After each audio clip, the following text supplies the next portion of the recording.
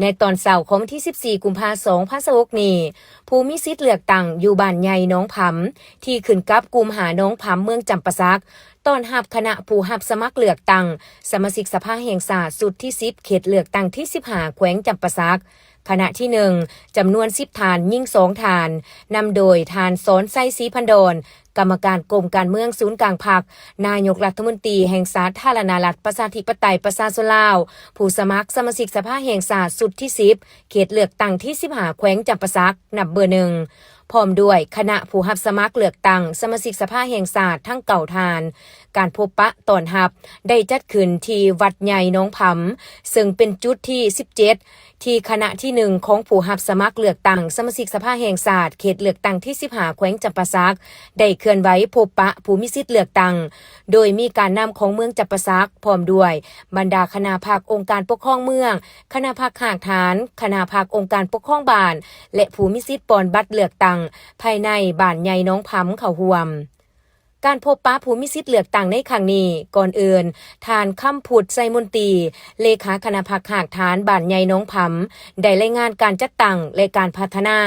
ของบ้านโดยสังเขปโดยเฉพาะเป็นการปรับปรุงสร้างทางเปตงภายในบ้าน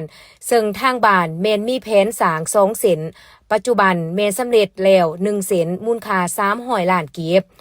โดยเมนทุนสมทบของบรรดาผู้ประกอบการประชาชนและพระสงฆ์เข้าร่วมนำ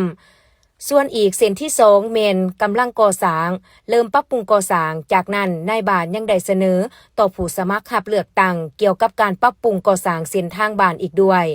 จากนี้ผู้มีสิทธิ์เลือกตั้งได้รับฟังการผ่านประวัติย่อของผู้สมัครของแต่ละทานต่อมาคณะผู้สมัครก็ได้เสนอตัวต่อผู้มีสิทธิ์ปอนบัตรเลือกตั้งพร้อมทั้งแสดงวิสัยทัศน์ของตนในการรับใช้ประชาชนโอกาสนี้ท่านสอนไส้ศรีพันดร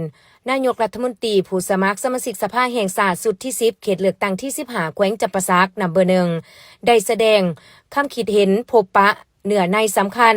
ท่านได้แสดงให้เห็นพระบทบาทสิทธิหน้าที่และความหมายความสำคัญของสภาแห่งชาติการเลือกตั้งสมาชิกสภาแห่งชาติและสมาชิกสภาประชาชนขันแขวงเป้าหมายก็เพื่อพัฒนาขยายการจัดตั้งปฏิบัติระบอบการเมืองในระยะใหม่ของพรรคในการสืบต่อบูรณะระบอบประชาธิปไตยของตนปรับปรุงกลไกบริหารรัฐให้กลายเป็นอำนาจของประชาชนโดยประชาชนและเพื่อผลประโยชน์สูงสุดของประชาชนอย่างแท้จริงเพื่อก้าวไปสู่การเปลี่ยนแปลงและการพัฒนาที่ดีขึ้นเพื่อสร้างตั้งระบบอำนาจรัฐที่เข้มแข็งและโปร่งใสรับใส่ศาสตร์และรับใส่ประชาชนอย่างสุดกกสุดปลายและที่สำคัญการลงพบปะของพ่อแม่ประชาชนของผู้สมัครสมาชิกสภาแห่งชาติคณะที่1ในครั้งนี้ก็เพื่อให้อำนาจการปกครองและพ่อแม่ประชาชนได้รับรู้เข้าใจกำเนิดอย่างเลิกซึ้งและพร้อมกันปฏิบัติสิทธิพันธะและไปใส่สิทธิเลือกตั้งในมือเลือกตั้งให้รับประกันผลสำเร็จได้ตามคาดหมายที่กำหนดไว้บ้านใหญ่น้องผำมี285ครอบครัวมี320หลังคาเรือนมีพลเมืองทั้งหมด1,845 คนยิง939 คน